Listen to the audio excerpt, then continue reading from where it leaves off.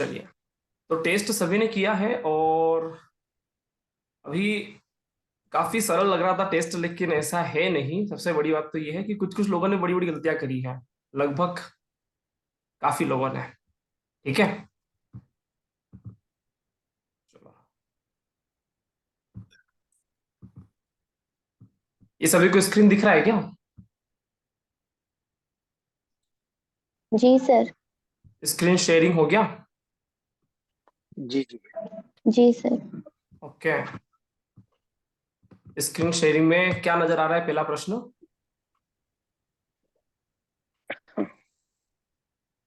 क्या नजर आ रहा है?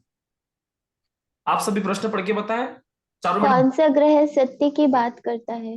ओके, तो सत्य की बात कौन सा ग्रह करता है? मतलब लगभग सभी लोगों ने सूर्य को कहा है। ठीक है, तो इसका सही उत्तर भी सन ही है। ब्रह्मांड में दो ग्रह पूरी तरह से सत्य बोलते हैं, जीवन में कभी असत्य बात नहीं करते। एक तो सूर्य है और दूसरा गुरु है। ठीक है, बाकी कोई भी ग्रह असत्य बोल सकता है। सभी को क्लियर है ना ये वाली बात? राइट। है ना? क्योंकि मैंने आपको एक बार केतु केतु में भी दो लोगों ने कहा है कि केतु भी सत्य का कारक है, लेकिन मैंने आपको एक दिन उदाहरण दिया था आपको, है ना, कि यार अशोक वाटिका कैसी थी, आपको याद हो तो इसका मैंने एक चर्चा किया था, है ना? तो भगवान जी बोल रहे थे कि लाल ही लाल फूल थे, जबकि सीता माता बोल रही थी बहुत सारे तरह के फूल थे। तो जरूरी नहीं है कि केतु हमेशा सत्य ही हो, क्योंकि गुस्से की आग में व्यक्ति कभी सत्य नहीं देख पाता। समझ में आया? इसलिए 100% सत्याकारक सूर्य है और गुरु है। तो सही उत्तर इसका है अपना ये वाला, सूर्य। चलिए। मेरे को समझ में आया ये वाला बात? हाँ जी। बिल्कुल। चलिए, अब चलते हैं दूसरे प्रश्न पे।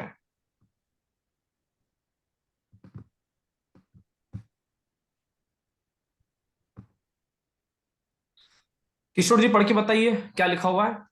तो इनमें से कौन सा तत्व ऊंचाई अर्थात ऊपर की ओर ही जाता है? हाँ, तो आंसर हम दिया है, सभी ने एक सबने ही उत्तर दिया है दिया है। शायद। सभी अग्नि ने एक ही तत्व। उत्तर दिया है, और जितने भी लोगों ने उत्तर दिया सभी ने अग्नि तत्व का है। और फायर का स्वभाव है कि आप अग्नि जलाओगे तो ऊंचाई ऊंचाई जाएगा। ठीक है, बाकी अन्य तत्वों में ऐसी बात नहीं है। जल तत्व नीचे जाता है, पृथ्वी तो स्थिर रहता है, वायु तत्व इधर उधर घूम सकता है, लेकिन फायर का स्वभाव है कि वो ऊंचा ही जाता है। आग की लपटें हमेशा ऊंची ही जाएगी। राइट? सही। का सही उत्तर आप सभी ने बिल्कुल सही दिया है। अब चलते हैं हम क्वेश्चन नंबर 3 पे। अब इसमें क्या चक्कर पड़ा, इसमें काफी लोगों ने दो तरह के रास्ते अपनाए बी, है ना, और डी वाले ऑप्शन में। तो क्या है इसका, पढ़ के बताइए चारों मैडम। जी। हाँ, अगर तुला लग्न की कुंडली में चंद्र मेष राशि में 10 डिग्री का हो बस तो बस चंद्र। बस बस इतना सही। मेष राशि में चंद्र 10 डिग्री का हो। अभी हाँ। मेष राशि में 10 डिग्री का नक्षत्र स्वामी कौन है? माइक अनम्यूट कर लीजिए प्लीज सभी। केतु आएगा ना?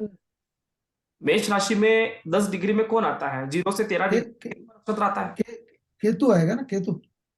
केतु ही आएगा ना? हाँ। 0 से 13 डिग्री तक केतु का नक्षत्र आएगा। अगर हम इसको, मतलब काफी लोगों के ऐसे प्रश्न आ गए कि सर इसमें आपको हमें और भी देना चाहिए चीजें, लेकिन मुझे लगता है कि आवश्यकता नहीं है ना। देखिए नहीं। कि ए लेवल पे हम क्या लिखते हैं? नक्षत्र लिखते हैं। ए लेवल पे हम क्या लिखेंगे? क्या लिखेंगे ए लेवल पे? केतु। नक्षत्र का स्थान। ए लेवल पे केतु हाँ लिखेंगे ना। केतु। बी लेवल पे हमारा मून आएगा,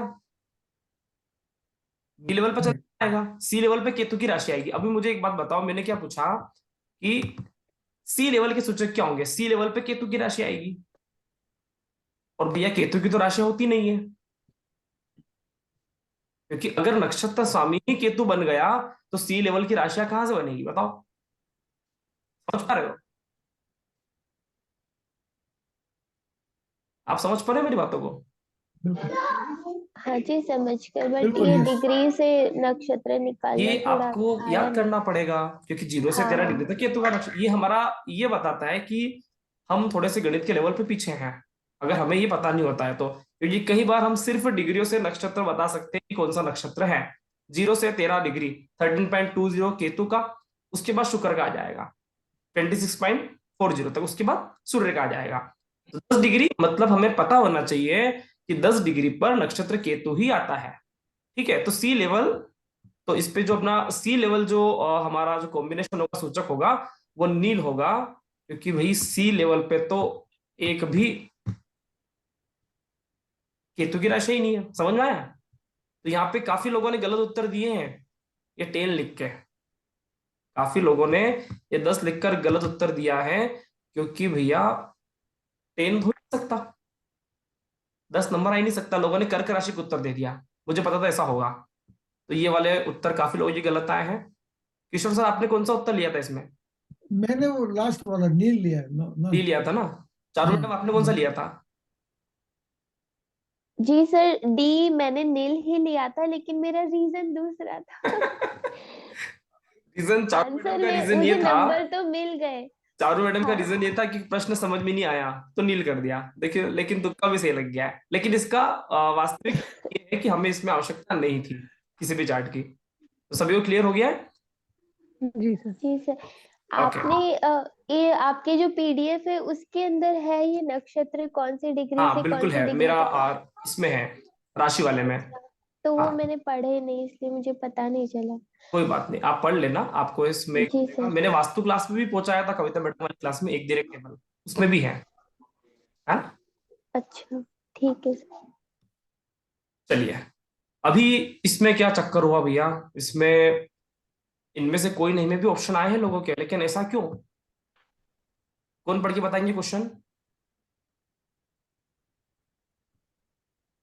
क्वेश्चन पढ़ के कौन? इसमें आपस में त्रिकोणीय संबंध होगा यदि आपको कह दिया जाए शनि तुला राशि में हो तो। शनि तुला राशि में है तो कौन से ग्रह से त्रिकोणीय संबंध बनेगा? तुला नंबर मतलब 7 नंबर है ना? या फिर आप तुला को तुला ही बोल दो, तो मिथुन, तुला और कुंभ, इन तीनों का त्रिकोणीय संबंध होता है ना?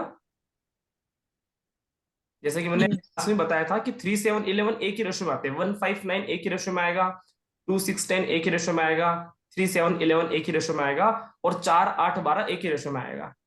तो यहाँ पे आपको बिल्कुल स्पष्ट बताया जा रहा है कि भाई अगर शनि तुला में हो, नाम आ गया तुला का, ठीक है, और फिर क्या कहा जा रहा है कि गुरु मिथुन है और शुक्र कुंभ है, मतलब तुला के त्रिकोणीय संबंध वाली राशियों का नाम आ गया ना, मिथुन और कुंभ। तो इसका उत्तर ये वाला ही सही है, बी वाला ही, क्योंकि इनमें से कोई प्रश्न ही नहीं है, क्योंकि त्रिकोणीय संबंध तो हो गया ना। हम्म। ठीक है, चलिए।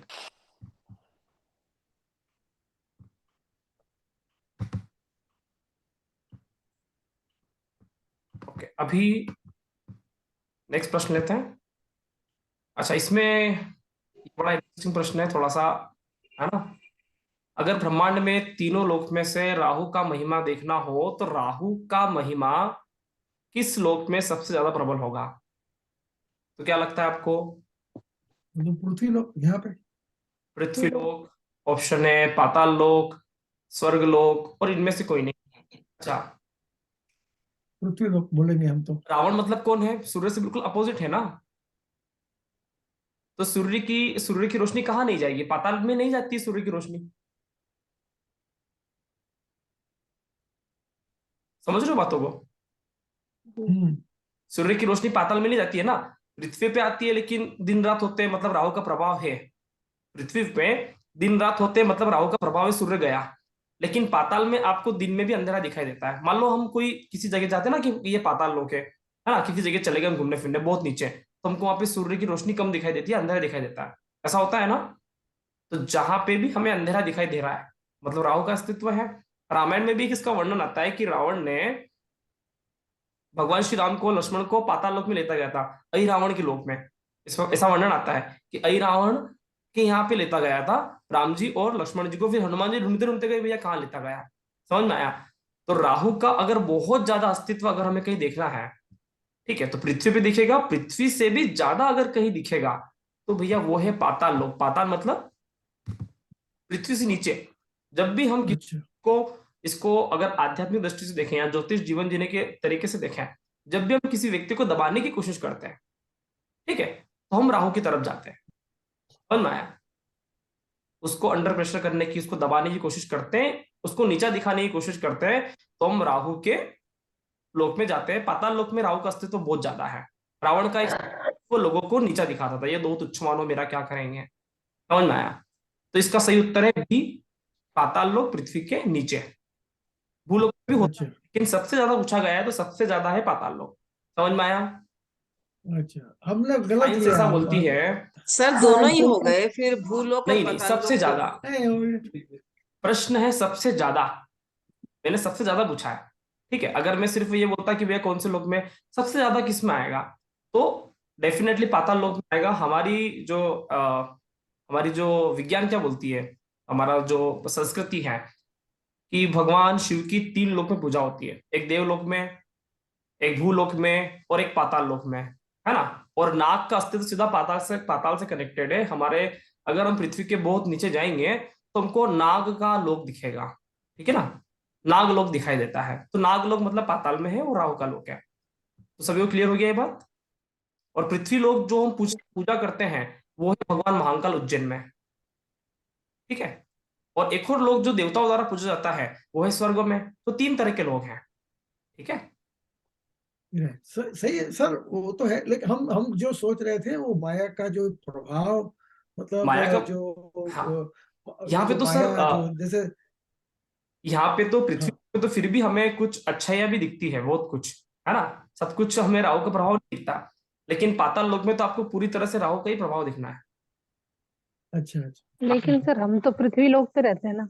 मैंने प्रश्न क्या पूछा है, हमें हम जहाँ जी थोड़ी थोड़ी हम वहीं की बात करेंगे। मैंने प्रश्न पूछा है कि किस लोक में। मैंने ब्रह्मांड के तीन लोक की बात करी है, पृथ्वी लोक की बात। जी अलग टाइप का प्रश्न था, आपको अच्छा लगता है तो ठीक है, आगे चलते हैं, ठीक है। जी जी। चलिए, लेकिन इसका सही उत्तर ध्यान रहे पाताल लोक है, हमें कंफ्यूज होने की अच्छा आवश्यकता नहीं है। भूलोक पे पड़ता अच्छा है राहु का प्रभाव, लेकिन भूलोक पे भगवान विष्णु सूर्य सबका प्रभाव है, लेकिन पाताल लोक पे राहु का 99% राहु का। चलिए, अच्छा ये प्रश्न मैंने इसलिए रखा कि जब मैं टेस्ट बना रहा था उस टाइम किसी मैडम का प्रश्न आया कि भैया मेरे को तो काल पुरुष कुंडली समझ में नहीं आता है कि कहाँ से चालू होता है। तो मैंने कहा चलो एक सिंपल प्रश्न रख लेते हैं, ताकि पता चल सके कितने लोगों को नहीं पता है। तो लगभग सभी लोगों को पता था कि काल पुरुष कुंडली कहाँ से शुरू होता है। तो मेष लग्न से काल पुरुष कुंडली शुरू होती है। मतलब हम जब भी काल पुरुष शब्द की बात करते हैं तो वो मेष लग्न है, ठीक है। सभी ने इसका बिल्कुल सही उत्तर दिया है, तो एक अच्छी बात है कि 100% रिजल्ट पॉजिटिव, ठीक है। तो सही उत्तर ए वाला ऑप्शन ही है, मेष लग्न से ही काल पुरुष कुंडली का शुरुआत होता है। Is my cell phone upstairs, madam? Yeah, Maro. I think I forgot upstairs. चलिए, No, no, yeah, it was Ishwar sir there. Mike unmute कर लीजिए प्लीज। I'm sorry, yeah. अच्छा, अभी ये प्रश्न बड़ा मजेदार है, और इसमें कहाँ गए चारू मैडम, कहाँ गए, हाँ जी सर, ये रही मैं। कहाँ चले गए आप? प्रश्न पढ़ के बताइए। अगर किसी चार्ट में सूर्य मेष राशि में हो तो सूर्य के सबसे करीबी ग्रह कौन सा होगा? जी हाँ सर, तो इसमें मुझे ये कॉन्सेप्ट पता है कि शुक्र और बुध हमेशा सूर्य के पास में रहते हैं। शुक्र ज्यादा से ज्यादा दूसरे घर तक चला जाता है, लेकिन बुध या तो उसी के पास रहता है या उसकी अगली ही राशि में रहता है। लेकिन उसकी जैसे सूर्य मेष लग्न में है तो उसके आजू बाजू की राशि होगी मीन और वृषभ, है ना। लेकिन बुध ज्योतिष के अनुसार मिथुन राशि में नहीं रहता है। आपने जो ऑप्शन दिया है कि मिथुन बिल्कुल सही राशि बात है, में।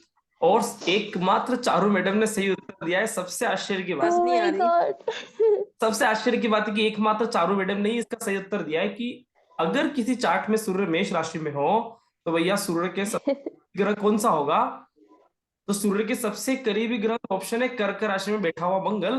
क्योंकि भाई ये तो ऑप्शन जो था ना, ये तो मैंने कंफ्यूज करने के लिए दिया था कि आप लोग कंफ्यूज हो जाए। ये तो ऑप्शन ही गलत है, ये वाला जो ऑप्शन है ना, ये ऑप्शन ही गलत है। आप कभी बताइए मुझे कि ऐसी संभावना कब आएगी कि जब सूर्य मेष में होगा और मिथुन बुध में आ जाए, बुध मिथुन में आ जाए। ऐसी संभावना कभी हो सकती है क्या? बताइए मुझे। किशोर सर कहाँ गया? बताओ बताओ यार। मेरा मेरा मेरा आंसर गलत था, मैंने मिथुन लिख मेरा दिया। नहीं सर, सभी का गलत था, सिर्फ चारों अच्छा, मैडम, क्योंकि यहाँ पे आप क्योंकि देख सकते हो कि ये जो ये देखो यहाँ पे, ठीक है, ये एक सिर्फ चारों मैडम का फोटो है, वो वहाँ पे एक में सिर्फ हाँ चारों मैडम का ऑप्शन आ रहा है, बाकी हाँ 21 लोगों ने बिल्कुल गलत जवाब दिए। नहीं, टेलीग्राम और क्योंकि व्हाट्सएप में ये फर्क है पोल्स में, कि टेलीग्राम में हम देख सकते हैं कि किसने सही उत्तर दिया, व्हाट्सएप में, टेलीग्राम में देख नहीं सकते थे, लेकिन व्हाट्सएप पे हम चोरी पकड़ सकते हैं कि भैया कौन पानी में है और कौन क्या कर रहा है। तो चारू मैडम ने देखो यहाँ पे मैंने कहा था कि लॉजिक पकड़ना एक है, मिनट। लास्ट में एक ट्रिक दिया था कि 100 विवेक से डिसीजन लेना है, जरूरी नहीं है कि सभी लोग एक साथ चल रहे हैं तो आप भी उसी साइड में चलें। तो चारू मैडम को बहुत बहुत शुभकामनाएं, बहुत सही उत्तर दिया उन्होंने। Thank you please sir. Mike unmute कर लिया जाए। तो बहुत अच्छी बात है चारू मैडम, आपने बहुत मतलब दिमाग से और ज्ञान से इसका उत्तर दिया, क्योंकि ये उत्तर तो हम किसी सामान्य व्यक्ति को भी कहते हैं तो भी वो क्रमानुसार बच्चा भी कर लेगा, लेकिन जब हमें पता है नॉलेज कि बुध नहीं बैठ सकता मिथुन राशि में कभी भी जब सूर्य मेष में आए, तो ये ऑप्शन में ही नहीं है। तीसरा वाला ऑप्शन सिर्फ और सिर्फ आपको भगवान विष्णु ने कंफ्यूज किया था ना दानवों को कि भैया मैं अमृत दे रहा हूं, अमृत दे रहा हूं, तो ये सिर्फ कंफ्यूज करने के लिए है। समझ में आया? देखिए, वो जो राशि का डिस्टेंस गिने तो मिथुन प्रशस्त हो जाएगा ना, तो वो हो गई हिसाब नहीं से सर, हम लोगों वो ने तो कंफ्यूज पैदा करने के लिए किया ना यार। इसलिए मैंने अभी बताओ कि मैं जान करते इतने क्रम क्यों लिखूंगा, सूर्य मेष राशि में उन्हीं है। कितने क्रम लिखूंगा, क्योंकि मैंने जान करते आप और अच्छे से कंफ्यूज हो जाए, कोई कोई सही उत्तर ना दे दे, इसलिए लिखा गया था कि कोई गलती से भी सही उत्तर ना पकड़ ले तो अच्छे से कंफ्यूज करो सामने वाले को। लेकिन चारों मैडम कंफ्यूज ना होते हुए मैंने चारों मैडम को बुलाया था आज कि मैडम आप जरूर आना, क्योंकि आपने क्या, क्योंकि एक में तुक्का लग गया, मुझे पता था, क्या पता इसमें तुक्का तो नहीं है, लेकिन बहुत अच्छा समझदारी से किया गया प्रश्न। तो, तो सर फिर सर से ये एक बार समझाइए इसे सर। अभी सर चारों मैडम समझाएंगे, चारों मैडम एक्सप्लेन करें। मेरा ये है कि सूर्य अगर मेष लग्न में बैठा है तो उसके आजू बाजू की मतलब पहले वाली राशि होगी मीन और आगे वाली राशि होगी उसकी वृषभ। तो अभी क्वेश्चन ये है कि उसके पास में कौन सा तो सूर्य के सबसे करीबी ग्रह कौन सा होगा। तो सबसे करीबी ग्रह तो हम ऐसा सोचे तो बुध और शुक्र ही होते हैं, क्योंकि यहाँ पे हमको कोई बताया ही नहीं गया कि कौन सा कुंडली में हमारे सामने नहीं है। तो बुध और शुक्र ही हमारे सामने ऑप्शन हो सकते हैं। अब बुध ही सबसे पास में ग्रह होता है, या तो वो सूर्य के साथ ही बैठा होता है या फिर ज्यादा से ज्यादा वो कभी कभी एक ग्रह एक भाव आगे चला जाता है। तो इसमें बुध शॉर्टलिस्ट हुआ। अब बुध क्योंकि मिथुन राशि में बुध नहीं आ सकता तीसरे उसमें, लेकिन अब अगर हम सर के ऑप्शंस देखें ना तो मिथुन में बैठा बुध है, तो ये तो ऑप्शन ही नहीं हो सकता। अब इससे ज्यादा से ज्यादा क्या हो सकता है कि सूर्य के पास में फिर कर्क में बैठा मंगल, अगर हम ऑप्शंस को शॉर्टलिस्ट करें तो यही वाला आंसर सही होगा। बिल्कुल सही, अगर क्योंकि और ऑप्शंस होते तो हम और भी देख सकते थे कि बिल्कुल फिर बिल्कुल, अगर मीन मैं मीन राशि में पॉइंट कोई है। बोलता या फिर कुंभ हाँ राशि में कोई बोलता तो वहां पे हो सकते थे ऑप्शन, लेकिन हाँ क्योंकि सूर्य के पास बुध रहता है देखा जाए, तो मिथुन में बैठा बुध सही उत्तर है, लेकिन ये प्रैक्टिकल नहीं है क्योंकि यूनिवर्स में ऐसा स्थिति कभी भी नहीं आएगा। ठीक है, तो इसका सही उत्तर है बिल्कुल कर्क में बैठा मंगल, मिथुन में बैठा हुआ बुध सिर्फ आपकी दिमाग की एक्सरसाइज के लिए कहा गया था, ताकि भैया सबकी अच्छे से एक्सरसाइज हो और सभी फेल हुए हैं तो सतर्क रहे कि हाँ अभी हमें ध्यान लगाना है। राइट, चलिए।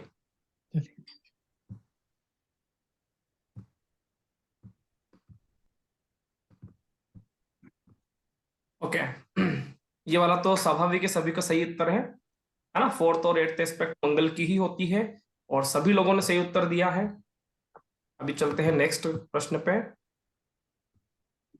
अच्छा, एस्ट्रोनॉमी में सबसे भारी और वजनदार ग्रह कौन सा है? अभी इसमें भी ध्यान रखना, इसमें भी रहस्य है, इसमें मैंने एस्ट्रोनॉमी कहा है ना। एस्ट्रोनॉमी मतलब मैं चाहता हूं कि आपको थोड़ा सा यूनिवर्सिटी की बात पता चले।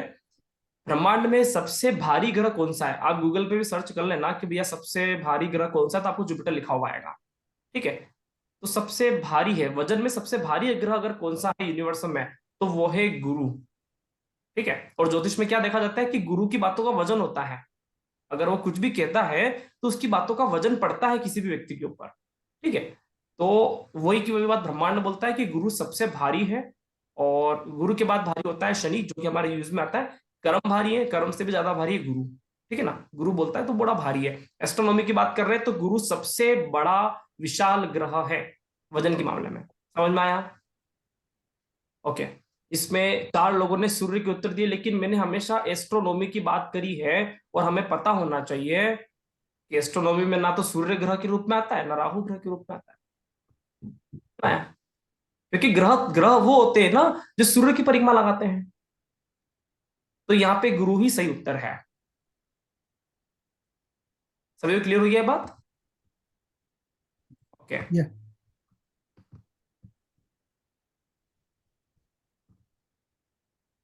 अभी ओके, आपका इसमें सबसे पसंदीदा ग्रह कौन सा है? अभी पसंदीदा ग्रह के ऑप्शन है तो सभी ने कुछ कुछ लिए हैं, है ना?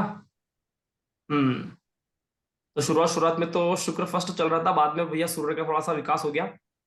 काफी लोगों ने शुक्र को पसंद किया है, केतु को पसंद किया है, राहु को भी पसंद किया है। देखो राहु की भी इतनी वैल्यू बड़ी रामायण ज्योतिष से कि राहु को भी पसंद करने वाले लोग हैं, और सच्चे दिल से पसंद किया है लोगों ने। अच्छी बात है। तो ये आपका एक ठीक है ना, आपके मन के विचार थे, आपका पसंद क्या है, नापसंद क्या है। तो ये प्रश्न इसलिए रखा गया था कि इसमें हमें एक शब्द कॉमन मिल रहा है। क्या कॉमन मिल रहा है? इसमें हमें एक वर्ड कॉमन मिल रहा है। माया। ठीक है ना, शुक्र माया है, राहु मायावी है, सूर्य मायापति है, और केतु के अंदर मायापति है। केतु के हृदय में था, हनुमान जी के हृदय में श्री राम बैठे हुए हैं, है ना? तो हनुमान जी के हृदय के अंदर श्री राम है। तो ये जो माया माया है, जितना भी स्वरूप है, ये सब भगवान राम का एक एक बोलते हैं ना चाल है, चालबाजी है। आप बोल सकते हो कि भगवान बड़े चालाक व्यक्ति हैं। तो ये माया भी उन्हों का ही है, ये मायावी भी उन्हों की ही है, ये मायापति भी वही है। ठीक है ना, ये सभी माया के पति, जितनी भी माया फैली हुई है, उन सभी का अगर कोई बॉस है, कोई किंग है, तो वो राम है। उनको सारी माया आती है, और जो सारी सारी माया को अपने अंदर रखता है वो हनुमान है। समझ में आया? तो अच्छा। सर, हाँ सर, ऐसे भी कह सकते हैं कि राहु के जो गुरु हैं वो शुक्राचार्य हैं। तो हाँ तो शुक्र जो है माया माया फैलाते हैं, तभी हाँ मायावी और मायापति ये सब बंदर चलते हैं। हाँ भूलोक पे शुक्र की माया अधिक है, हाँ, भौतिक जीवन में। बिल्कुल बिल्कुल। शुक्र और राहु माया और मायावी, ये हमको माया में फंसा के रखते हैं, इसलिए तो हम काम करते हैं, पैसा कमाते हैं, भोजन बनाते हैं, आदि आदि। ठीक है, लेकिन ये सारी चीजें प्रकट हुई वो भी सूर्य से हुई है, क्योंकि सूर्य के कारण ही सारा गणित है, सूर्य के कारण ही सभी ग्रह में लाइट जाती है। अगर शुक्र के अंदर थोड़ा सा भी अगर लाइट गया है, ठीक है ना, तो कहाँ से गया? वो सूर्य के कारण गया है, सूर्य से उसने लाइट ली है। तो प्रकाश सूर्य से ही गया है, माया उसमें सूर्य से ही गई है, क्योंकि माया का सोर्स यहाँ पे सिर्फ और सिर्फ सूर्य है। ठीक है, ओके। तो ये टेस्ट आप सभी का क्लियर हुआ? आशा है सबको अच्छा लगा होगा, और थोड़ा सा दिमागी एक्सरसाइज हुई होगी। अब बताइए क्या करना है। चारों मैडम को गिफ्ट दे दें आज, क्योंकि एक तो उनका भैया तुक्के में सही उत्तर चला गया, नील, है ना, और एक बहुत दिमाग से काम खेला उन्होंने। तो अच्छी बात है, चारों मैडम को बहुत बहुत शुभकामनाएं। उन्होंने सही उत्तर दिया, और एक कठिन प्रश्न का सही उत्तर दिया जिसमें सारी क्लास फेल है और चारों मैडम पास है, तो ये एक अच्छी बात है। चलिए, अभी क्या करना है? कैसा लगा टेस्ट आप सभी को? अच्छा लगा, थोड़ा चैलेंजिंग था। मैं कह रहा था ना कि थोड़ा सा सरल है, लेकिन हाँ, अभी सरल नहीं है कि मतलब हंसते खेलते काम हो जाएगा। ठीक है, ओके, सर ऐसा हर बार ही रखें तो ज्यादा अच्छा होगा। करेंगे कोशिश, है पहला। ना? हाँ बिल्कुल जी करेंगे। सर। संडे को क्लास के पहले ऐसा ही करेंगे, कुछ माहौल बनाएंगे, थोड़ा सा आपके दिमाग जी सर। में हो जाएगी, और थोड़े से टेस्ट में कोई पास हो जाए, कोई फेल हो जाए। लेकिन एकाध एकाध क्वेश्चन ऐसा रहस्य में बनाऊंगा जिसमें दिमागी एक्सरसाइज होगी। हालांकि मैंने 10 क्वेश्चन में से 8 क्वेश्चन बड़े सरल पूछे थे, सिर्फ 2 में ही दिमाग का खेल था। ठीक है, जी सर। हाँ। सर एक मेरा निवेदन था कि मेरी जो क्लास है ना मिस हो गई थी सर, ये सूचक और अपने एक दो, क्योंकि मेरे रैली थी मेरी, कोई गवर्नमेंट जॉब से कोई रिलेटेड बात नहीं काम मैम, था तो मैं आपको अटेंड नहीं कर पीडीएफ और पाई। वीडियोस मिल जाएंगे, है है ना। आप उसमें से जी सर। देखने की कोशिश करेंगे तो काफी कुछ समझ में आ जाएगा, है ना। जी सर, वो मेरे को पता नहीं सर, आपका वो जो पर्सनल नंबर है वो कौन सा है, मेरा पर्सनल उसी नंबर पे अभी, अगर हम इतने हैबिट चल रहे हैं, सोचो मैं तो व्हाट्सएप से क्लास लेता हूँ। अगर कोई व्यक्ति सिर्फ जूम पे ही क्लास ले तो फिर भी उससे पूछा जाए कि भाई साहब आपका पर्सनल नंबर कौन सा। अभी मैं तो व्हाट्सएप पे लेता हूँ तो व्हाट्सएप पे तो मेरा नंबर जाता ही है ना। जिस नंबर से हाँ जी सर। हूँ, व्हाट्सएप पे पढ़ाता हूँ, उसी नंबर पे आप मुझे मैसेज करिए। व्हाट्सएप पे उसी नंबर पे आप जी सर। करिए। उस नंबर से मैं आपको सबसे पहले रिस्पॉन्स दूंगा, ठीक है। जी सर, मेरे को ये सूचक और ये है ना, एक दो चीजें कम समझ में आई है, तो मेरे आप को एक बार समझने की वो कोशिश समझ। करो अपनी तरफ से, क्योंकि आपने क्लास अटेंड जी सर। कह रहे थे कि मैंने अटेंड नहीं किया है, तो एक बार आप जी। पढ़ने की कोशिश करें, फिर देखते हैं। जी सर, थैंक यू। अच्छा, ओके। जी किशोर सर। तो गुरु जी, क्वेश्चन है हम्म कि ये क्वेश्चन थोड़ा मंगल मंगल के दोष और मंगल की जो इफेक्ट्स है उसके उसके हम्म बारे में है। तो हम्म हम आपने सभी मंगल के सभी स्थानों को ऐसे एक एक करके समझाया था, वो आप वर्बली बोल गए थे कि पहले हाउस में है तो आपको ईजा हो सकती है, लेकिन आप दूसरा कोई आपको ईजा नहीं कर सकता है। सेकंड दूसरे हाउस में मंगल होता तो आपकी फैमिली को प्रोटेक्ट करता है। तो इसमें ऐसे ऐसे आपने सब बताया था कि तो मंगल की 12th दृष्टि, हाउस। हाँ मंगल की हाँ दृष्टि जहां पड़ती है वहां से हमको प्रोटेक्शन मिलता है। अगर हाँ, तो उसमें हाउस 12th पे, हाउस का शायद मैं आपने बोला होगा, पता नहीं, लेकिन मैं सुन नहीं पाया कि 12th हाउस में दृष्टि करता है तो क्या 12th होता है। हाउस में अगर मंगल होता है तो हमको हमारे घर वाले से भी ज्यादा बाहर वाले हमको प्रोटेक्ट करते हैं। मतलब आप अच्छा दोस्तों के साथ चले जाओ, है ना, बाहर कहीं भी चले जाओ तो आपको वहां पे प्रोटेक्शन मिलेगा। आपके फ्रेंड या कोई भी बन जाएगा, मतलब कोई भी आपको हेल्प दे सकता है कि यार तुम मेरे यहाँ पे रुक जा, या बाहर वाले लोग आपको सपोर्ट करेंगे, आपको प्रोटेक्ट करेंगे, ठीक है। तो आप ऐसा, अच्छा हाँ। अच्छा अच्छा अच्छा, वो ऐसे लोगों के मैं लिए थोड़ा। विदेश में जाना बहुत अच्छा होता है, क्योंकि वो बाहर रहते हैं और ऊपर से मंगल अगर 12th हाउस को देख ले तो वहां से बाहरी लोगों को काफी मतलब हेल्पफुल रहते हैं उनके लिए, ठीक है। अच्छा, हाँ, बरोबर, ओके, ठीक है। ठीक है। और दूसरा वही उसके मंगल के बारे में ही प्रश्न था, और ये तो हमारे पढ़ाई में नहीं है, लेकिन मैंने सुना है कि मंगल दोष होता है लेकिन 30 इयर्स के बाद वो निकल जाता है, ऐसा कुछ है। देखो मंगल दोष मतलब क्या, गुस्से का दोष। हाँ।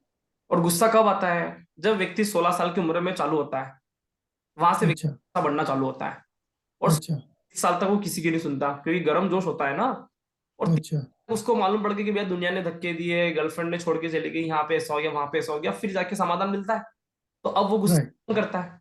तो आमतौर अच्छा पर दोष 30 साल के बाद कम क्यों होता है, क्योंकि 30 साल के बाद उसको अक्ल आ जाती है। अच्छा अच्छा अच्छा अभी पहले जैसी हालत नहीं रही है। मंगल दोष इफेक्टिव होता है 16 साल की उम्र में, क्योंकि कच्चा खून है। अभी नया व्यक्ति, अच्छा उसको कुछ भी किया गुस्से में आ जाएगा, ठीक है।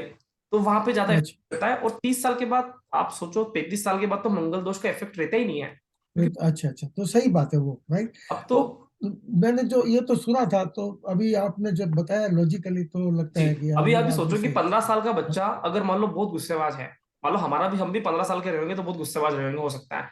हम 35 साल में आने के बाद ऐसे हुए क्या, राइट, 35 साल में हम सही बात। पड़ गया, अभी वो गुस्सा नहीं है, ठीक है। और 55 साल के बाद तो और भी नहीं है। तो थोड़ा राइट। कंट्रोल हुआ ना यार। तो ये है कि मांगलिक दोष का परिहार हो जाता है 28-30 साल के बाद, क्योंकि गुस्से का जो एक लेवल आपने देखा है 16 साल से लेकर 28 साल 30 साल के बीच में, वो लेवल आपने क्रॉस कर लिया। और उस लेवल में अगर अच्छा विवाह हो जाए तो फिर गुस्से में आप अपनी पत्नी को छोड़ दो, पति को छोड़ दो, ठीक है, कुछ भी दिक्कत आ जाए। तो वो लेवल आमतौर पे बोलते हैं कि लोग कि भैया आप ऐसी स्थिति में जब कपल बनना चाहते हो, शादी करना चाहते हो, तो थोड़ा सा डिले करके चलें, ताकि थोड़ा सा आपका गुस्सा निकले, ठीक है। राइट। तो तो इसका मतलब ये हुआ कि कभी कभी वो जो हम कुंडली कुंडली कुंडली का मिलान करते हैं, हम्म मैचिंग द हॉरोस्कोप, राइट, तो हम्म जब उसमें बोलेगा कि ये मंगल दोष वो तो है। सॉफ्टवेयर है ना सर, वो तो हमेशा बोलेगा, वो तो हाँ जीवन वो भर बोलेगा, बोलेगा। लेकिन जो हम देखेंगे कि जातक 30 के प्लस है तो फिर बोलेंगे छोड़ दो उसको, डोंट वरी अबाउट इट, ऐसा कह सकते हैं ना। देखो कुंडली हमारी हमेशा एक जैसी कभी भी नहीं रही है। आप सोचो कि अगर किसी व्यक्ति का पहला विवाह हुआ, इनकेस उसके साथ कुछ भी दिक्कत हो गया, दूसरे विवाह में वो वाली स्थितियां नहीं है, उसने सुधार किया, कुंडली एक जैसी नहीं है, ठीक है। तो अगर हम मैच मेकिंग की बात करते हैं जहाँ पे मंगल दोष की बात आती है, तो मंगल दोष हमेशा एक जैसा नहीं है। उम्र के साथ मंगल में इफेक्ट कम होता है। मंगल हमारे देह का कारक है ना, हमारे शरीर का कारक है, और हमारा शरीर कभी एक जैसा रहा क्या? हम अच्छा, जैसे 15 साल की उम्र में थे वैसे 25 साल की उम्र में है क्या? नहीं है ना। बिल्कुल। की उम्र में अलग थे, 25 की उम्र में अलग है, 30 की उम्र में अलग है। मतलब हमारा मंगल दोष, मंगल आगे बढ़ रहा है ना, अच्छा, कारक है, शरीर आगे बढ़ रहा है ना। शरीर कभी भी एक जैसा नहीं है, एक सेकंड के लिए भी शरीर एक जैसा नहीं है, वो हमेशा बदलता है। तो मंगल दोष का एक टाइम होता है कि जब वो युवा, मतलब अपने पीक टाइम पे हो, उसमें वो ज्यादा होता है, उसके बाद कम हो जाता है। ठीक है। अच्छा। तो थोड़ा सा हमें हमेशा गुण मिलान से पहले हमें कुंडली मिलान पे भी थोड़ा सा बात करना चाहिए, है ना। गुण मिलान तो एक सेकेंडरी चीज है, इसके बात करेंगे विवाह के विषय में। ठीक है। और सर ये पता नहीं, सॉरी सॉरी भाई, नहीं पता जी नहीं, मैडम। मैं तो, मेरा एक क्वेश्चन है, लेकिन दूसरे को आप लेना तो ले सकते हैं। जी चलो मैडम बोलिए। सर ये दूसरे भाव में मंगल, इसमें भी थोड़ा कॉन्ट्रडिक्शन होता है ना, कि कोई मानते हैं कि दूसरे में भाव में, है ना, परिवार के मांगलिक भाव होता में। है। दूसरे भाव में व्यक्ति को बड़ा गुस्सा आता है, जल्दबाजी, तेज बोलता है ना। क्योंकि दूसरा भाव वाणी का होता है ना, और वाणी में ही व्यक्ति को पहले गुस्सा कहाँ आएगा? अगर गुस्सा आया तो सबसे पहले इफेक्ट वाणी पे करता है। साउथ इंडियन में हमेशा सेकेंड हाउस में हाँ मंगल को मांगलिक माना गया है, जबकि नॉर्थ इंडिया हाँ, में नहीं माना गया है। नहीं मेरे हिसाब से माना मानना गया। चाहिए, जैसे मेरे हिसाब से परिवार का मानना चाहिए, भाव भी होता है, दूसरा भाव। मेरे हिसाब से मानना चाहिए, क्योंकि आजकल हमारी एकल फैमिलियां है ना, इसलिए मानना चाहिए। अगर हमारी ज्वाइंट फैमिली होती है तो सेकेंड हाउस में मंगल का इफेक्ट कम हो जाता है, क्योंकि वो फैमिली का है और वहां बहुत सारे लोग रहते हैं। लेकिन जब अकेले होते हैं तो हम गुस्सा उतारते हैं, समझ में आया। तो ज्वाइंट फैमिली में, अगर फैमिली में रहते हो तो सेकेंड हाउस का मंगल का इफेक्ट आपको इतना बुरा नहीं आएगा। लेकिन जब आप अकेले रहते हो या सिंगल फैमिली में रहते हो तो दिक्कत ज्यादा आता है, ऐसा समझा जाए। ठीक है क्योंकि सर। सेकेंड हाउस कुटुंब का होता है ना। आप हाँ, सोचो कि हम 20 लोगों के सामने खड़े हो तो हमको गुस्सा एकदम नहीं आता घर पे, लेकिन हम 2 लोगों के सामने ही खड़े हो तो फिर हमको गुस्सा आ सकता है।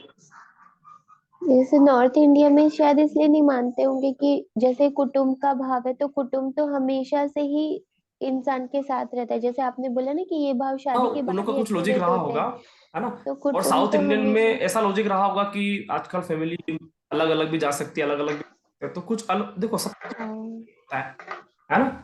तो इस जी सर। वो हो सकता है कि नॉर्थ इंडियन वाले जो एस्ट्रोलॉजर थे उन्होंने बड़े कुटुंब को लेकर माना हो कि नहीं, हमारे तो भारत में बड़ी फैमिली रहती है। साउथ इंडियन वाले जो लोग, उन्होंने माना हो कि नहीं नहीं, फैमिली रहती है।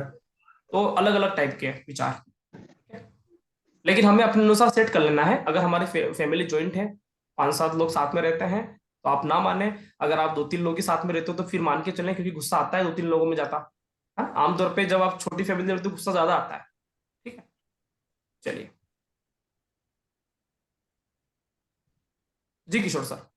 हाँ, तो ये क्वेश्चन है इन रेफरेंस टू त्रिकोणी संबंध के बारे में। तो त्रिकोणी संबंध में हम भाव से भी ले सकते हैं, जैसे कहीं से भी 1, लो, 5, लेकिन 9, पकड़ना 8। एक है।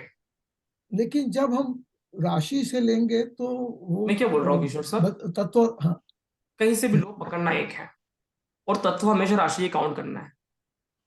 अच्छा, तत्व राशि से ही काउंट करना तत्व तो है। राशि अच्छा, के होते हैं ना, भाव के तत्व ही नहीं होते, भाव करनी होता है। अच्छा अच्छा, ओके। है ना। तो इसलिए मैंने राशि को बताया है। लेकिन कई कई लोग होते हैं ना, जैसे कि पहले भाव में सूर्य है, 5वें भाव में मंगल है, छठे मतलब 9वें भाव में शनि है, तो वो भी 1-5-9 काउंट कर लेते हैं। तो आप ऐसे त्रिकोणी संबंध बना सकते हो, लेकिन जब भी आपको तत्वों की बात करनी होगी तो आप लोग की राशियों से बात करें।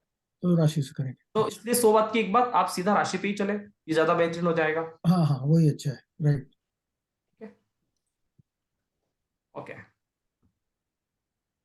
ईश्वरलाल सर, जी सर, मैं आप कहाँ सुन खोए रहा हुए हूँ हो? अच्छे। ओके। मैं यही हूँ, मैं ये हूँ, सुन रहा हूँ, क्योंकि मुझे इतने क्वेश्चन तो है नहीं, मगर इनसे मैं सीख रहा हूँ, देखो क्या बात है। इनसे ही सीख रहा हूँ। ओके। जब भी आएगा आंसर, जब भी आएगा मुझे क्वेश्चन, तो मैं जरूर पूछूंगा। अभी तो बिल्कुल बिल्कुल। ये अच्छी बात बता रहे हैं, और किशोर साहब भी बहुत अच्छी बात बता रहे हैं, बिल्कुल और क्वेश्चन पूछ रहे हैं तो सभी को आंसर मिल जाता है। तो that's a very good of him, that's very good of him. और आप बात बहुत अच्छी तरह सिखा रहे हैं।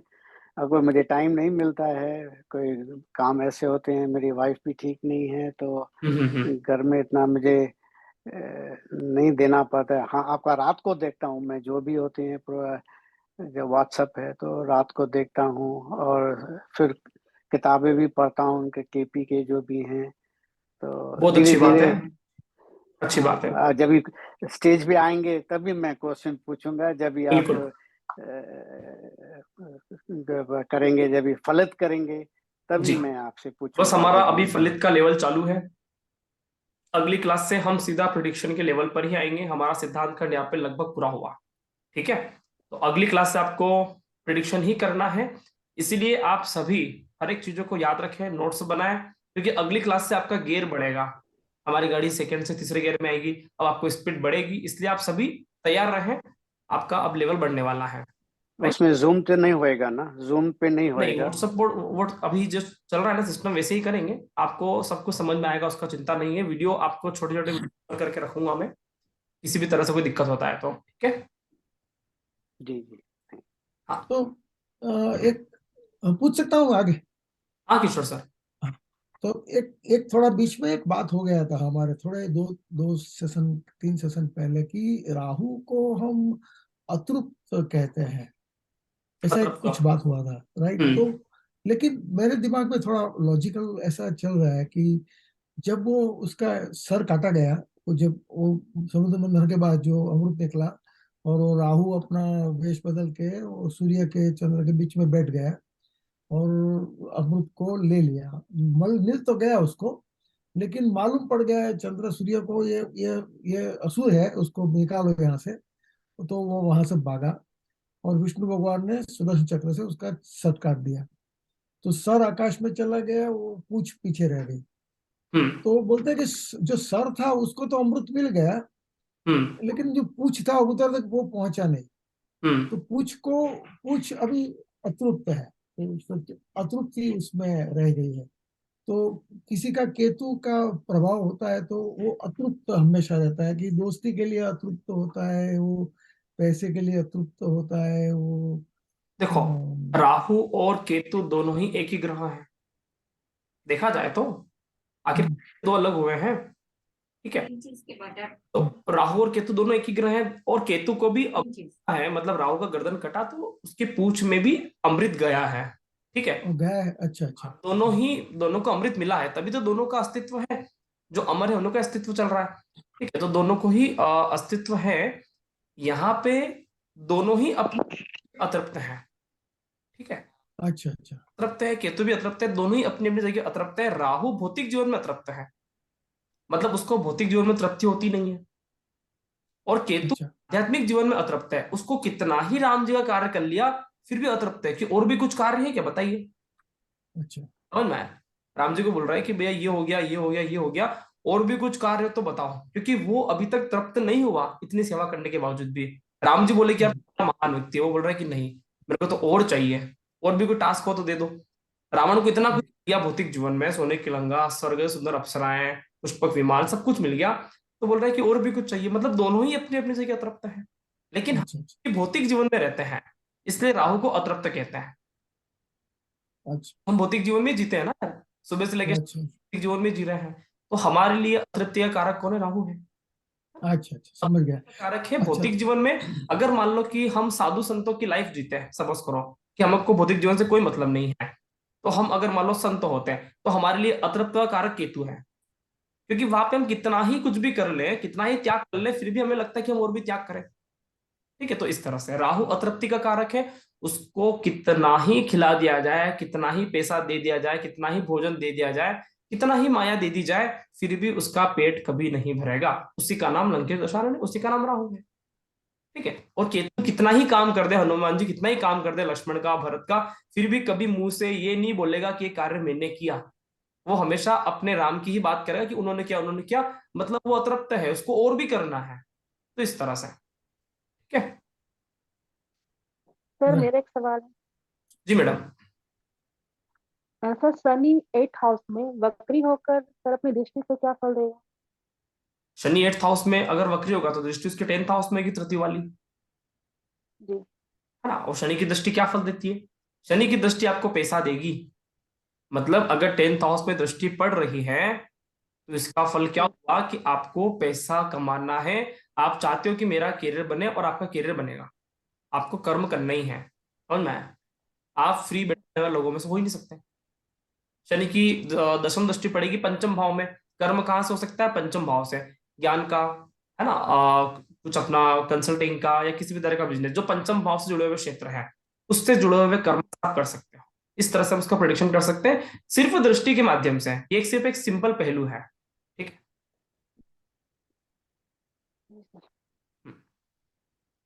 ओके।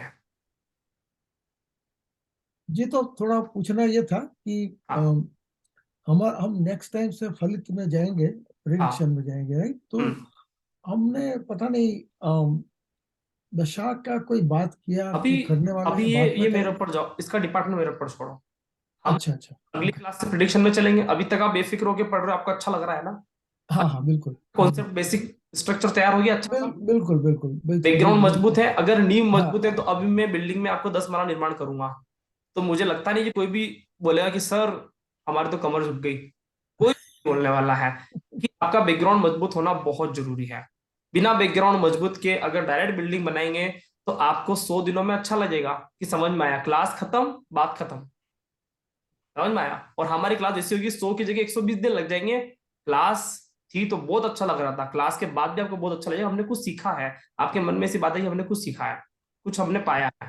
ठीक है। तो अभी कल से देखते हैं प्रिडिक्शन का, आपको वहां पे भी कमाल दिखेंगे। ठीक है, बस इतना सा है कि गाड़ी तीसरे गियर में जा रही है, सब तैयार बैठे हैं। ठीक है। तो इसीलिए मैं पूछ रहा था कि हम दशा, महादशा, सब कुछ अंतरदशा का अभी तो अभी है। बेफिक्र, अच्छा सारी चीजें भूल अच्छा जाओ। इतना टेंशन अच्छा लेके अच्छा। मैं बोलता हूँ कि अगर हमें पढ़ना है, नहीं, फ्री, टेंशन नहीं लेते। क्या पढ़ाएंगे मजेदार नहीं, देखो। आप है तो कोई टेंशन तो कुछ नहीं है। जिस दिन कोर्स ऐसे ही खत्म हो बस। जाए और उस दिन मेरे को बोल देना कि सर ये टॉपिक क्यों नहीं कराया, पकड़ लेना जाना। ठीक है। चल, अच्छा है, excited to, looking forward for the बिल्कुल अभी बहुत प्रेडिक्शन मजा पार्ट। आएगा। अभी आपको या जितने भी हमने ये सिद्धांत पढ़े ना, हाँ, हर एक चीजों बिल्कुल। का यूज आएगा, आप बोलोगे सर मजा आ रहा है। हाँ, ठीक है। चलिए, बिल्कुल। तो आज का सेशन समाप्त करें। हेलो। नमस्कार राहुल सर जी। नमस्कार सर। हेलो। सर मैं तो आपका फैन हूँ। अच्छा, हाँ जी, ये अच्छी मैं बात है। आपसे 4-5 साल हो गए पढ़ता हूँ। मैं हम्म, आपका फैन हूँ, आप जैसा कोई नहीं पढ़ा सकता, बस इतनी बात कहना चाहता हूँ। बहुत अच्छी बात है। हाँ तो जी सर जी। राजेश सर आज पार्टी देंगे फिर तो आज। नहीं सर जी, मैं हाजिर हूँ, आप हुक्म कीजिए। आज क्रिसमस डे है ना, अभी हमें तो ईसाई ईसाई तो कोई भी नहीं है, तो फिर हमारा क्रिसमस मनता नहीं है ना। किशोर सर तो मना रहे होंगे थोड़ा से अमेरिका में। सर भगवान सभी एक ही यहाँ हैं। तो, यहाँ लोग मना रहे हैं, लेकिन हम नहीं मनाए, हमने तो कभी नहीं अपन तो मनाया जन्माष्टमी मनाने क्रिसमस वाले लोग हैं। हमारा। सही है। हम दिवाली कहते हैं मनाने ना वाले भगवान एक है। हैं। चलो हम्म, हमारे नहीं, लिए ठीक सभी है, एक ही लेकिन हैं। हम बोलते हैं कि वो तो हॉलीडेज बोलते हैं इसको, लेकिन क्रिसमस में नहीं इतना हम करते हैं। बिल्कुल हमारा बिल्कुल जो दिवाली है, जो अपना जो सब है ना, वही करते हैं। बिल्कुल। सर, हमारे घर में पास बच्चे देव किशोर, छोटे दिवाली है, होते श्री हैं तो रामचंद्र करना जी भी हमारे लिए पड़ता मेन। है। हाँ, वो जी, बच्चों के तो अभी एक वीडियो आया था, मैंने देखा व्हाट्सएप पे कि वो बच्चा बोल रहा है कि मेरे को तो जन्माष्टमी आई तो भगवान कृष्ण बना दिया, गणेश जी का त्योहार आए गणेश बना दिया, मेरे को भी सेंटा क्लॉज बना दिया, मैं तो पागल हूँ, मैं जो मन में आ रहा है वो बना रहे हो मेरे को। तो बच्चों का तो हर तरह से मनोरंजन हो रहा है। ठीक है, अभी बहुत सारे बच्चे हाँ, है ना, तो सेंटा बन के भी बच्चों घूम को रहे हैं। गिफ्ट मिलते हैं ना, बस इसीलिए उनको क्रिसमस का वेट रहता है कि सीबीएसई स्कूल में सुबह। जो ये कार्मल कॉन्वेंट वाले स्कूल होते हैं ना, इसमें सब छुट्टियां ही पड़ती है, तो उसका भी थोड़ा प्रमोशन हो गया, है ना। सर मैं बचपन में ना हमारे उधर बनाना मिलता था, तो हम्म। अच्छा लगता था वो। साथ में वो मिलता था वाइट वाइट, उसको क्या बोलते हैं, मीठा चलो, सा, भारत भारत तो त्योहारों का देश प्रसाद है ना। मिलता था। भारत त्योहारों का हाँ जी देश सर है। जी, यहाँ हाँ पे जी, हाँ यहाँ पे त्योहारों की कमी है ही नहीं। यहाँ पे हाँ हमारे जी खुद के सर अपने जी। त्योहार है, हमारे फिर बाहर पड़ोसी से भी ले लिए, तू भी आजा तू भी आजा। हमारा खुद के त्योहार बहुत है, तो वही तो, क्या हमारे दूसरे खुद के के तो मंगल तीन कार्य सौ होते पैंसठ थे दिन है, हमारे। 600 त्योहार तो हमारे हैं। अभी पड़ोसी से उधार ले लिए, क्रिसमस आ जाओ, ईद आ जाओ, दिवाली आ जाओ। ठीक है, तो वहां से उधार ले ली हमने, तो काफी हाँ कुछ। जी सर जी। चलो। मुर्गी सेना बोलते थे इसको, मुर्गी सेना। और हम्म। मीठा प्रसाद हमने का। तो हम प्रणाम सर। मंगलवार को हनुमान जी को नमस्कार मंदिर मैडम। जाते थे। पर आज हमारे घर में पार्टी है तो हम आज क्लास नहीं कर पाई। चलो, देखो Devaki madam Christmas day celebration कर रहे हैं। हाँ, क्रिसमस ऐसा दे रहे हैं वहाँ। क्रिसमस नहीं है, क्रिसमस नहीं है। और अच्छा। हमारे घर पे ना सारी सारी बहन बेटी आई हुई है ना, तो हम हम सब मिलकर एंजॉयमेंट कर रहे हैं। चलिए चलिए, अच्छी बात है, ये भी अच्छा हुआ, हॉलीडे का वेकेशन है ना। Rahul sir hello. जी नमस्कार। नमस्कार। राहुल हेलो। सर जी मैं अरविंद बोल रहा हूँ। जी सर, कैसे हैं सर? मैं तो अच्छा हूँ। सर आपका मैं बहुत बहुत आभारी हूँ सर। आप जिस तरीके से हम लोगों को अपना ऋणी बना रहे हैं सर, उसका कभी हम लोग खो नहीं पाएंगे आपके। अरे आप इतना समय देके आप हम ऋणी लोगों को विणी तो इतना हमको बनना ही नहीं। वो एक बात सिखाई थी ना लास्ट लेक्चर में, कोई कोई स्टूडेंट घबरा गया था, बोले सर आगे बढ़ो आगे बढ़ो। मैंने कहा मैंने एक चीज अच्छी सी कहीं पढ़ ली थी, है ना, ज्ञान की बातें पढ़ लेते, तो फिर मैं डायरेक्ट यहाँ पे बताता हूँ। तो पढ़ी थी कि यार, कि अगर हम मान लो कोई पाप कर्म कर लिए, तो हम तो हमारे आप को कोसते रहेंगे बार बार कि भैया जी मैंने गलत कर लिया, तो फिर हम आगे कैसे बढ़ेंगे, राइट। तो हमें हमेशा इन चीजों पे सरेंडर करना है। अगर मान लो आप पढ़ रहे हो, मैं पढ़ा रहा हूँ, अगर हम सरेंडर करके करेंगे तो मैं भी फ्री हूँ, आप भी फ्री हैं, हम जब भी मिलेंगे ना तो खुले मन से मिलेंगे। नहीं नहीं, ये तो है बात। सर मैं आपके ऋण बहुत या आभारी ऐसा कुछ हूँ। रखेंगे, आपके हमें बहुत हमेशा आभारी सरेंडर हूँ सर। होना है। आपने बहुत अच्छा मतलब जिस तरीके डाउन टू अर्थ जोड़ के आप कराते हो ना, दिस इज हमारे लिए बहुत एक अच्छी चीज है सर। हम जिंदगी भर आपके आभारी रहेंगे सर। अरे हमें तो बस वही, हमें ज्योतिष जीवन जीने की कला, अगर हमारे हाँ जीने की कला में परिवर्तन आ गया तो हाँ, भैया समझ लो कि हमारा ज्योतिष हो गया। जी। ठीक है। नहीं सर, आपके सबसे बड़ी बात मालूम है क्या? आपसे जब से मैं जुड़ा हूँ देख रहा हूँ ना, आपने ज्योतिष की जो एक परिभाषा है ना, उसको आज के वातावरण के हिसाब से रूपांकित करके सबके लिए आपने वो किया है। आपको उसको नए वे में लेके आए, सबसे बड़ी चीज ये है आपके साथ। आपने एक नया इनोवेशन किया है सर। बिल्कुल सही बात है, और हाँ, ये सर करना आपके चाहिए, जो क्योंकि टूल्स है हमें ना, थोड़ा सा हाँ आपने अलग करेंगे ना। मॉडिफिकेशन के टूल्स किया है ना, आपने बहुत अच्छी चीज की है ये। मैं इसका आभारी हूँ, जिस तरीके से आप इजीली समझाते हैं इतनी अच्छी चीजें। और सर जी आपने हमें रास्ता भी दिखाया है, हाँ वही तो जो मैं कह राह रहा हूँ, आपने राह जो एक दिखाना, नया रास्ता बना के जो दिखाया है ना। राहु नई क्या सड़क है? दिखाई है ना, वो आपने हाँ दिखाई है। जैसे सर शनि आप, कर्म प्रधान है, राहु हाँ खड्डे हैं, ये आपने दिखाया, किसी ने नहीं दिखाया। सर आपकी एक बात मुझे हमेशा याद रहती है, आपने कहा कोई ग्रह खराब नहीं होता, ये हमारी सोच होती है बस। आपने बहुत चीज अच्छी बोली, आपने बोला उपाय तो बात की चीजें, पहले अपने को सुधारो, कर्म करो मैं अपने। तो राहु को भी खराब नहीं मानता हूँ। वही तो आप कर, यही तो अभी आपने आप आपने कभी देखना, कहा ही नहीं। पूरी हाँ रामायण ज्योतिष में सबसे तभी ज्यादा आप अगर आपको किसी की तारीफ करने का मौका मिलेगा, एक तो राहु केतु करते हैं आप। वो राहु ही होगा। ठीक जी है, हाँ जी इसलिए हाँ। अभी आज एक प्रश्न मैंने पूछा था कि भैया सबसे पसंदीदा ग्रह कौन सा है। पॉजिटिविटी के कारण दो लोगों ने राहु पे भी हाथ खड़े किए। जी जी। राहु भी है, और जब तक राहु पे हाँ हाथ खड़े थे ना, तब तक सूर्य पे एक भी नहीं था। तो मैं सोच रहा था कि जिसने दुनिया बनाई उसके तो भैया कोई ग्राहक ही नहीं है, और जो माया भी उसके ग्राहक बन गए। तो अच्छी बात है, हमें हाँ चीजों को लेकर, और आज कलयुग में जिस तरह का माहौल है, हमें हाँ। हमको यही कहते हैं कि आप अपडेट होते जाइए। ठीक है, हमें हमेशा अपडेट होना है। अच्छा सर जी, मेरी एक पर्सनल आपसे क्वेश्चन था सर। मैं आप जैसे आप भी देखते हैं कि जो समाज में जिस तरीके से ये हो रही हैं चीजें, आप जैसे देख रहे होंगे, जैसे लव जिहाद हो जाता है, इतने मर्डर्स होते हैं, ये चीजें होती, मानसिकता बड़ी संकीर्ण हो गई लोगों की, और कोरोना आता है, ये होता है, विदेश है ये सब। तो सर आपको ये क्या लगता है, मतलब ये किस तरह पूरा हमारा संसार जा रहा है? मैं एक दिन आपसे इस पे पूछना चाहता, कभी वो समय पे देखो ये कोई प्रकाशबाजी हो नया जाए। नहीं है यार, मेरे को एक बात बताता हूँ, ये कोई नया नहीं है। जैसे किशोर सर ने कहा था कि यार भाई पुराने समय में भी ऐसी चीजें होती थी। जी जी। पुराने वाल्मीकि जी डाकू थे जिसने रामायण लिखी, पता है आपको। हाँ हाँ। ये कोई नया नहीं है यार, ये समाज का एक पार्ट है। अच्छे लोग हैं तो बुरे लोग भी हैं, ठीक है ना। हम्म। तो ये सारी चीजें होती रहती है, हमेशा से होता है। हमको लगता है कि अभी ज्यादा हो गया, अभी थोड़ा सी चीजें ज्यादा बढ़ गई है प्रवृत्ति में। हाँ यही मैं कह रहा हूँ, यही है कि इतना तो नहीं ये क्यों बढ़ राहु, के उसको आ रहा है। नहीं, वो लगता है ज्यादा इसलिए कि उसको एक्सपोजर मिल जाता है। अभी सोशल हाँ मीडिया अभी इतना बढ़ वही, गया क्योंकि है अभी चीजें फैल रही है ना, कि अभी राहु इंटरनेट के माध्यम से फैल गया। अभी अभी पहले किसी मान लो, लड़की का, हाँ किसी लड़की का कोई कहाँ पे मर्डर हो गया तो व्हाट्सएप पे चला जाएगा, पूरी दुनिया को वही है, मालूम पड़ क्योंकि जाएगा। अभी राहु राहु की तरफ फैल रहा है ना यार। अभी मान लो कि हाँ 1947 और में पहले, अच्छा भारत आजाद हो गया, अगर उसका हाँ आजाद हो जाता तो अंग्रेज खुद छोड़ के भग जाते हैं कि भाई हमको छोड़ो, हमको तो आजादी की आवश्यकता भी नहीं थी। 8-10 साल और गुलाम रहते ना, वो बोले कि तुम मत जाओ, बोलते हमको जाने दो, ऐसा होता। क्योंकि इतनी ज्यादा सिचुएशन खराब हो जाती। टीवी आने के बाद क्या हुआ, एक चीज तुरंत यहाँ से वहां, मोबाइल इंटरनेट, अब तो कोई किसी को गुलाम बना ही नहीं सकता है। कोई भी किसी भी देश को गुलाम बना ही नहीं सकता। आप सोच भी नहीं सकते, सपने में भी नहीं सोच सकता है कि मैं उसके ऊपर राज करूं। ठीक है, तो सर आप अब कोरोना का जैसे आ रहा है, आप इसके कोरोना बारे मेरे को में क्या क्या पता है यार, कोरोना प्रिडिक्ट कोरोना करता करेंगे? रहेगा।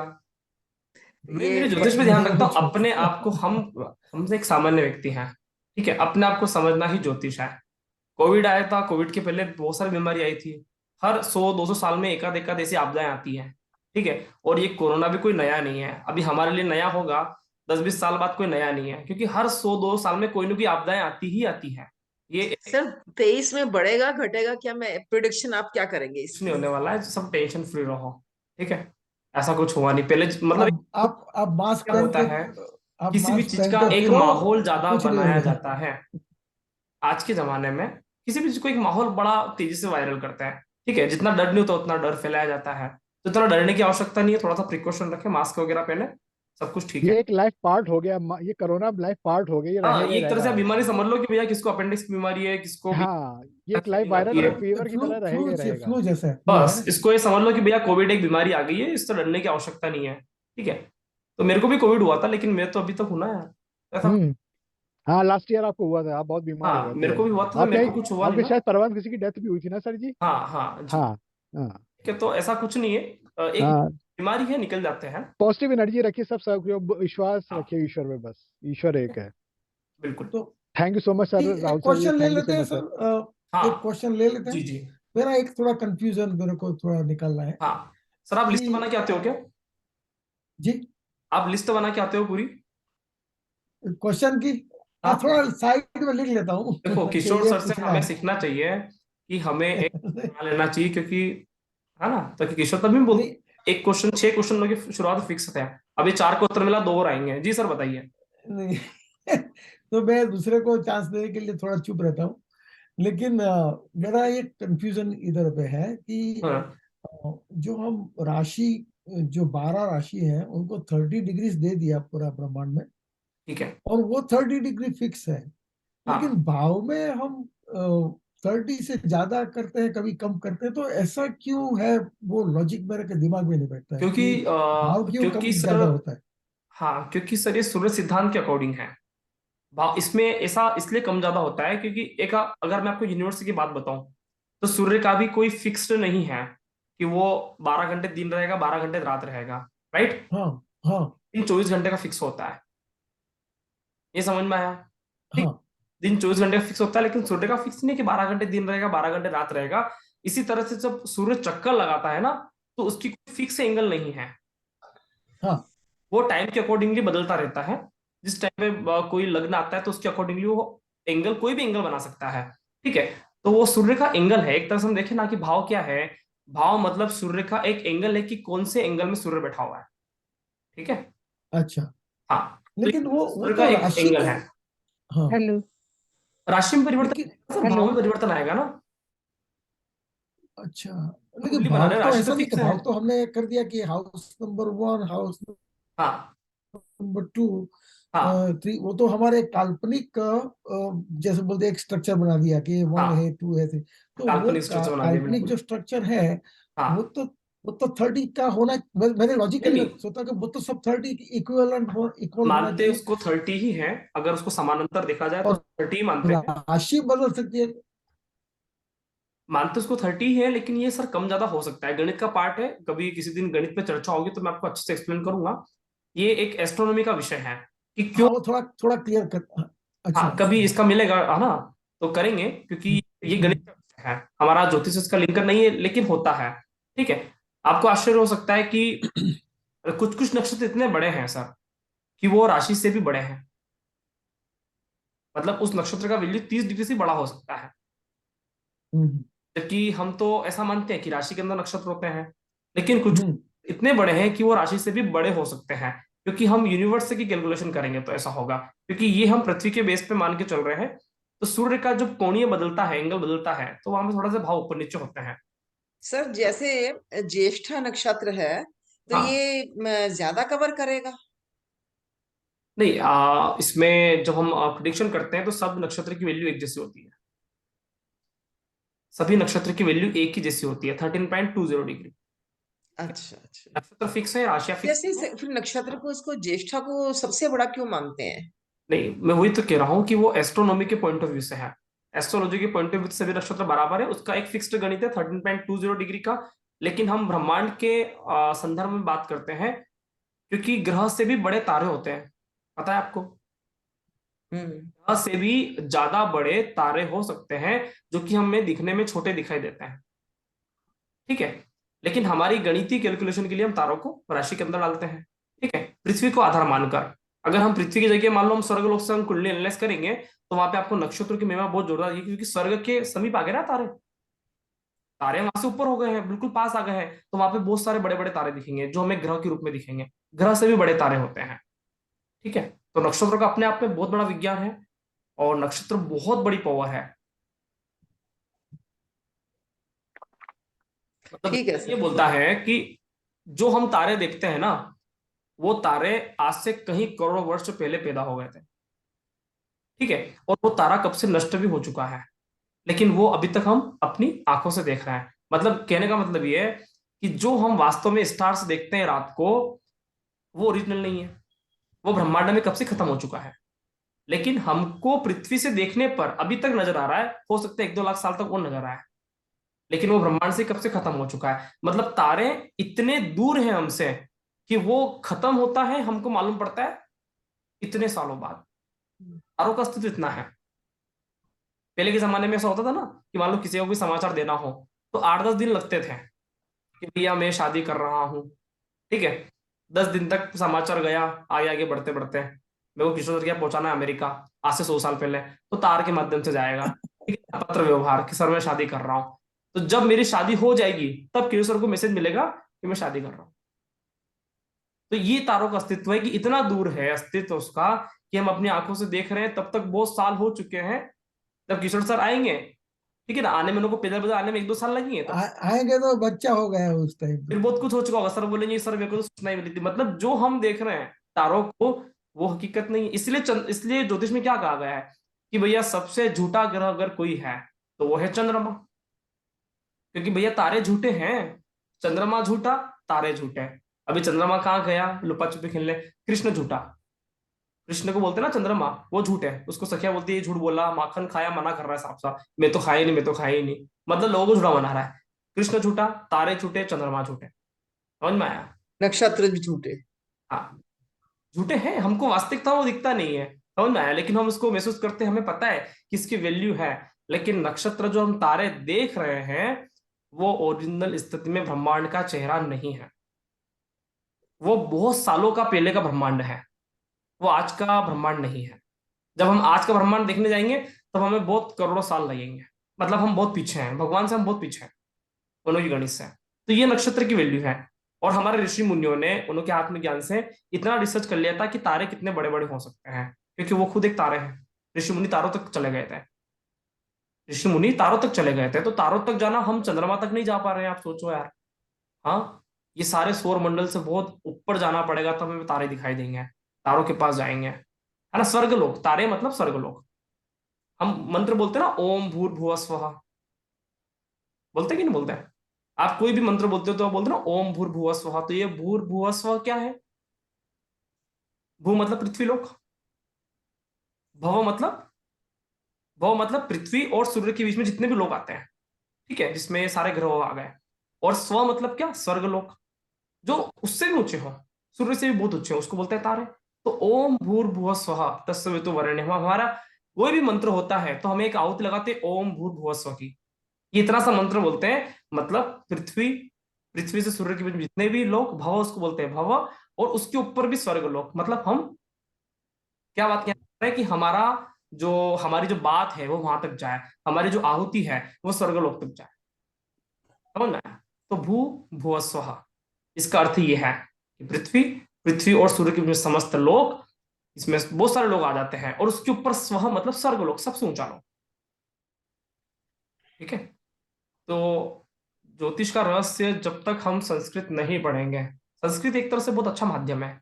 अगर हमें संस्कृत बचपन से पढ़ने को मिले या फिर हमारी एजुकेशन के लेवल पे संस्कृत हो तो हम ज्योतिष में बहुत कुछ कर सकते हैं, क्योंकि ज्योतिष मूल रूप से संस्कृत लैंग्वेज का क्षेत्र है। ठीक है, आया सभी को समझ में? जी गुरु जी, बहुत धन्यवाद आपका, बहुत बहुत। ओके, चलिए क्लास यही क्लियर करें। नमस्ते। ओके, तो कुछ भी डाउट आप पूछ सकते हैं पर्सनल में, और किसी को कुछ कहना हो तो भी बोल सकते हैं, फिर हम लीव करते हैं। हरे कृष्णा सर। ओके, जी मैडम। जय यस श्री सर, मैं एक्चुअली थोड़ा 2 दिन से बाहर थी तो प्रॉपर वे से क्लास नहीं अटेंड कर पाई, लेकिन बीच बीच में जो भी आपने भेजे हैं वो मैंने प्रॉपर सुने भी हैं। ओके आज का मैं भी अभी लेट आई हूँ तो थोड़ा मैंने आपके क्वेश्चन जो भी आपने टेस्ट रखा बहुत ही अच्छा, मतलब नॉलेजेबल जितना मुझे आया, मतलब जो मुझे अपने आप में ही पता था तो मैंने उसके बिल्कुल आंसर्स किए हैं। एक क्वेश्चन है आपका जो आपने डाला है कि कौन से ग्रह का त्रिकोणीय संबंध हो सकता है अगर हाँ शनि जो है वो तुला राशि में कहा जाए, तो हम्म वो मुझे समझ में नहीं आया, वो कुछ वो आप मैंने मैम एक्सप्लेन करेंगे? वो मैंने समझा दिया है। अगर आप इसका वीडियो रिकॉर्डिंग देखेंगे तो आपको शायद मिल जाएगा, है ना, क्लास में। मैं इसको ठीक है सर, हाँ जी हाँ वीडियो जी, रिकॉर्डिंग ठीक आप है, देखोगे तो आप आपको उसका मिल जाएगा। एक्सप्लेन कर चुके हो, ओके। और दो त्रिकोणीय संबंध के मैंने ठीक है, पर्सनल वाले हैं ग्रुप में भी, है ना। तो आप एक काम करना, मुझे एक हाँ पर्सनल जी हाँ जी, कि सर हम्म। मुझे त्रिकोणीय संबंध के वीडियो भेज दीजिए, तो मैं आपको तुरंत भेज दूंगा। ठीक है। ठीक है सर, ठीक है sir, thank you so much okay sir, sir. नमस्ते। Okay, thank you sir. नमस्कार सभी का बहुत बहुत थैंक धन्यवाद। You sir. Thank you sir. नमस्कार। नमस्कार सर।